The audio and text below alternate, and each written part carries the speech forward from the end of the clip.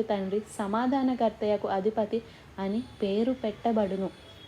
యేసు ప్రభువు జన్మించక ముందే 700 సంవత్సరముల ముందే యెషయా ప్రవక్త ఈ ప్రవచనాన్ని ప్రవచించాడు. ఆయన ఆశ్చర్యకరుడు. ఆయన ఆశ్చర్యాలు చేసేవాడు. ఆయన అద్భుతాలు చేసేవాడు.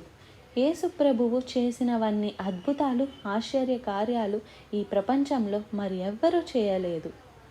ఆయన కుంటివారికి కాళ్ళు ఇచ్చాడు, గుడ్డివారికి కళ్ళు ఇచ్చాడు, మూగవారికి నోరు తెరిచాడు, చెవిటివారి చెవులు తెరిచాడు. ఆయన మరణించిన వారిని తిరిగి లేపాడు. అన్నిటికంటే ఆయన చేసే అద్భుతం పాపులను, నిష్ప్రయోజకులను, దెయ్యముల చేత పీడించబడుతున్న వారిని, జీవితాన్ని నాశనం చేసుకుంటున్న వారిని, పాపముతో పాడైపోయిన వారిని విమోచించి నూతన జీవితాన్ని, ప్రయోజకరమైన జీవితాలను అనుగ్రహించాడు.